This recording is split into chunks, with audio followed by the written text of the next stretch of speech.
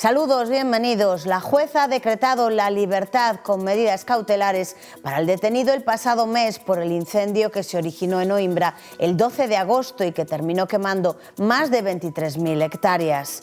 Con motivo del Día Mundial para la Prevención del Suicidio, el área sanitaria organizó un videofórum para divulgar los recursos de apoyo que ofrecen a las personas que están en una situación vulnerable. Y el Festival de Cine presentaba hoy su nuevo diseño del Premio Calpurnia, su máximo galardón. Comienza aquí nuestro informativo.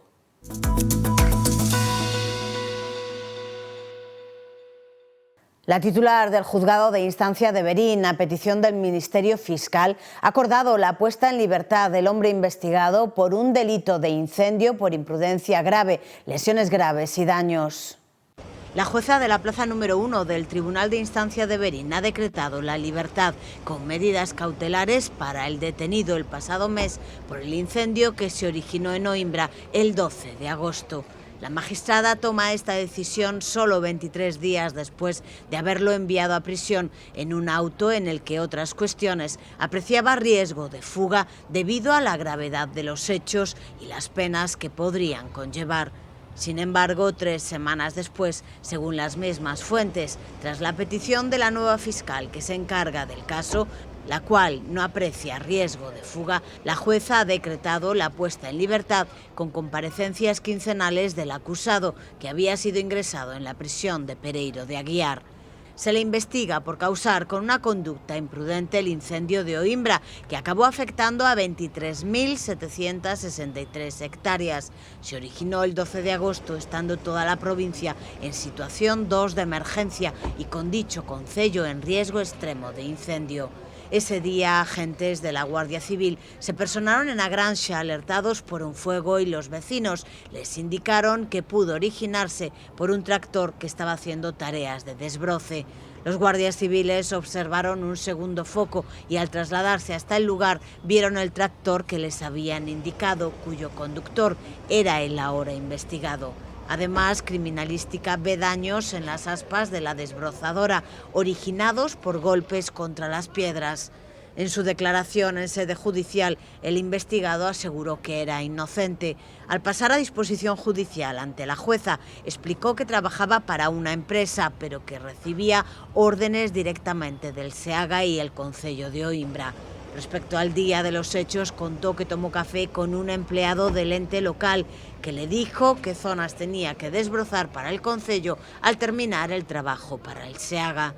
Por su parte, el concello consultado el día de la declaración del acusado asegura que no mandó realizar esos desbroces y Medio Rural explica que a través de la Dirección Xeral de Defensa do Monte comunicó al SEAGA el 29 de julio la orden de paralizar los trabajos de desbroce y que el SEAGA la trasladó a las empresas subcontratadas para realizar este tipo de tareas.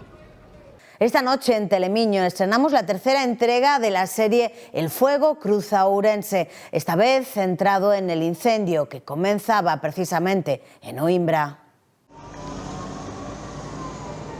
El 12 de agosto todas las miradas estaban puestas en el oriente ourensano. Saltaban las alarmas en otro de los puntos rojos, Oimbra. En la parroquia de Agranxa a las 8 de la tarde habían ardido 80 hectáreas. Por la noche se superaron las 200. El fuego acabaría afectando a los concellos de Monterrey, Cualedro, Verín, Laza, Trasmiras, Castrelo do Val y Baltar. En total, 23.736 hectáreas calcinadas. Esta noche en Telemiño, un reportaje especial sobre ese incendio que pueden ver publicado en La Región en su versión papel y en web. Con motivo da conmemoración do Día Mundial para a Prevención do Suicidio, a Área Sanitaria de Ourense, Verín e Valdeorras organizou un videofórum aberto debate. Galicia presenta unha das tasas de suicidio máis elevadas de España, 11,37 por cada 100.000 habitantes, sendo históricamente unha das comunidades con maior tasa de suicidios xunto con Asturias e Canarias. En España, en conxunto, os suicidios consumados constitúen unha das principais causas de mortalidade non natural. Desde a pandemia, os estudos sinalan un crecemento dos intentos autolíticos entre adolescentes, grupo especialmente vulnerable, onde os factores de risco inclúen depresión, trastornos do ánimo, situacións mixtas ou síntomas psicóticos.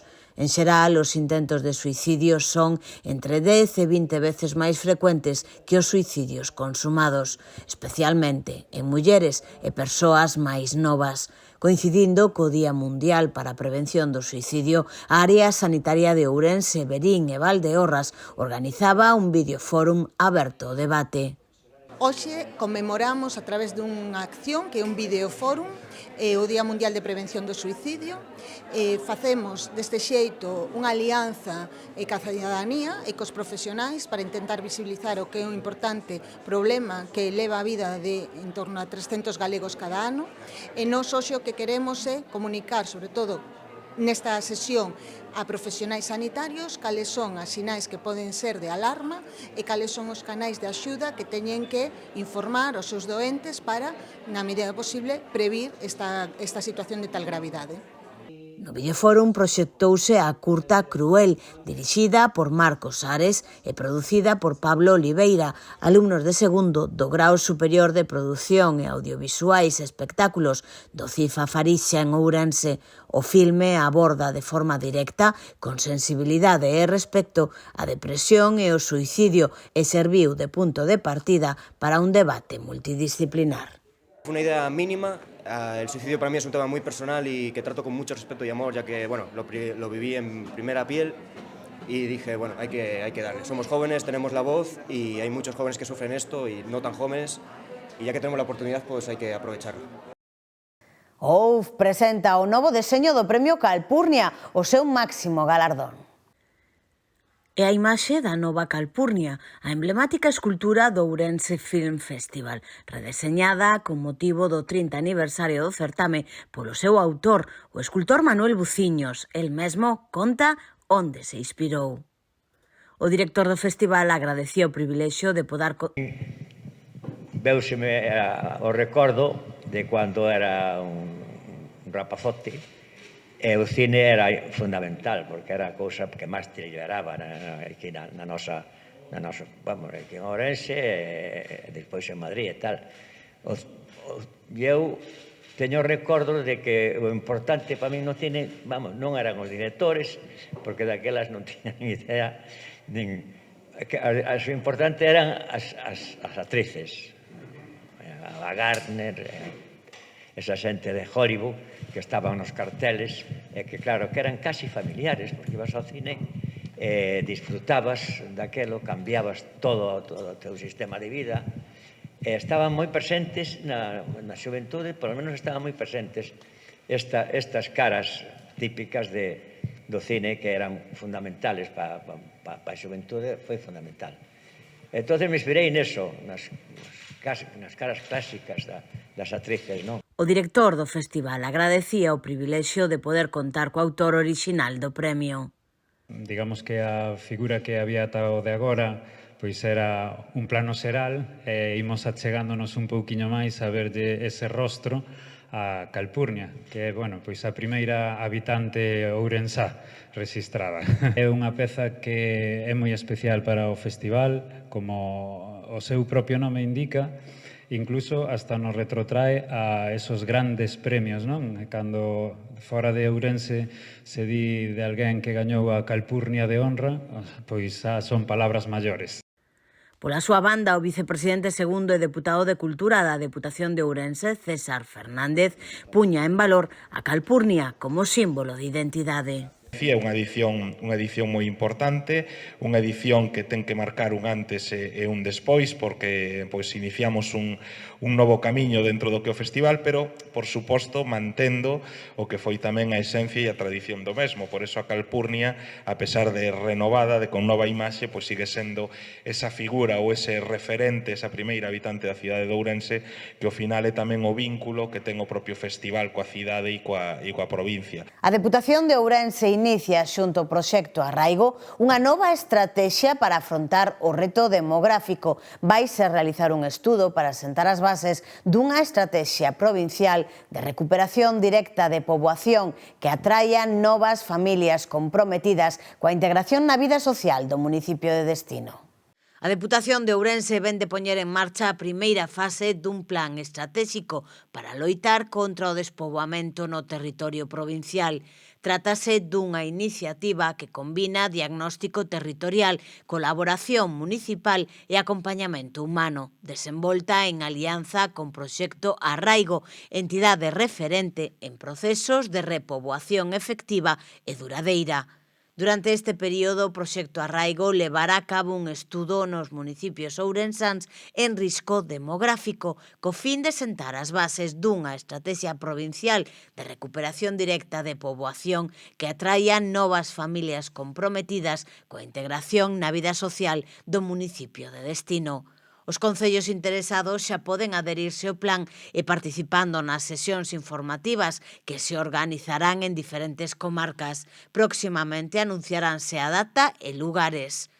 A metodoloxía desta iniciativa fundamentase na conexión directa entre povos e familias que desexan establecerse no medio rural cun proxecto vital estable, achegando valor ao territorio e favorecendo a cohesión comunitaria. A Deputación de Ourense destaca que esta medida reforza a folla de ruta provincial en materia de desenvolvemento rural. A colaboración con Proxecto Arraigo supón incorporar unha metodoloxía validada, recoñecida polo seu impacto social, económico e humano. Proxecto Arraigo xa traballa en máis de 600 povos de distintas rexións de España e acompañou na súa instalación a máis de 3.000 persoas. O Campus Auga convoca unha nova edición dos seus premios de investigación, transferencia e divulgación científica, uns galardóns financiados ao beiro do convenio asinado coa Xunta de Galicia. O Campus Auga, o proxecto de especialización do Campus de Ourense, acreditado pola Xunta de Galicia, ten convocada a 7ª edición dos seus premios de investigación, transferencia e divulgación científica. Con esta iniciativa búscase recoñecer e estimular os esforzos do persoal investigador da Universidade de Vigo que contribúe a desenvolver a singularización do campus. A convocatoria está destinada a premiar accións destacadas do persoal docente e investigador, tamén do estudantado da UVigo no ámbito de investigación, transferencia e divulgación científica que contribúan a situar e consolidar o campus de Ourense como un referente internacional en alimentación funcional, agricultura e medio ambiente e xestión da auga. O obxectivo é contribuir con eles a mellorar a proxección investigadora e social do campus como un campus líder nestas temáticas. A dotación económica dos galardóns, que ascende ata un máximo de 12.000 euros, faise ao abeiro do convenio de colaboración asignado pola Universidade de Vigo coa Consellería de Educación, Ciencia, Universidades e Formación Profesional. O Barbadas Abocados estrea catas de viños e cervexas. O concurso de pinchos, que empeza o venres, quenta motores con actividades previas. Como cada mes de setembro, a gastronomía volve ser protagonista no Concello de Barbadas a través do concurso de pinchos Barbadas Abocados. A 8ª edición deste evento vaise celebrar este venres e sábado, aínda que as actividades complementarias xa comezaron.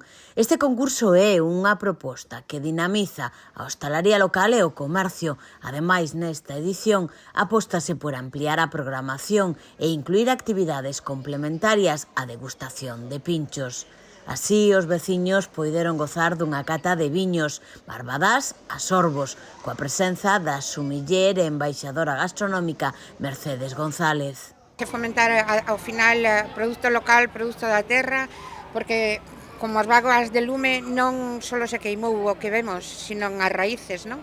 É un pouco tamén sacar esas raíces das zonas que van morrendo e hai que estimular tamén o consumo. Estamos ao principio de curso, os hosteleiros empezan nunha racha un pouco complicada porque se reducen as visitas, se reducen as ventas, porque os gastos se dividen de moito xeito, así que esta é unha excusa perfecta tamén salir a tomar o pincho e para ver como se expresan eles tamén. Este ano un pouco a guía en torno a esta cata de viños vai ser as zonas afectadas polos lumes, é unha forma tamén de apoiar estes produtos e esta agricultura que ademais serviu para evitar precisamente a propagación dos lumes. Nesta 8ª edición participan un total de 11 negocios de hostalería, desde pizzerías ata taperías. Detrás de cada proposta hai un inmenso traballo dos hosteleiros e hosteleiras que con un esforzo intentan sorprendernos cada ano. Así que convido a todo o mundo a que veña a disfrutar desa experiencia, porque non solamente se trata dunha estimulación do paladar, sino que tamén unir tanto a hostelería como o comercio local como a veciñanza do concello. E se apoiamos o noso, pois ao final gañamos todos.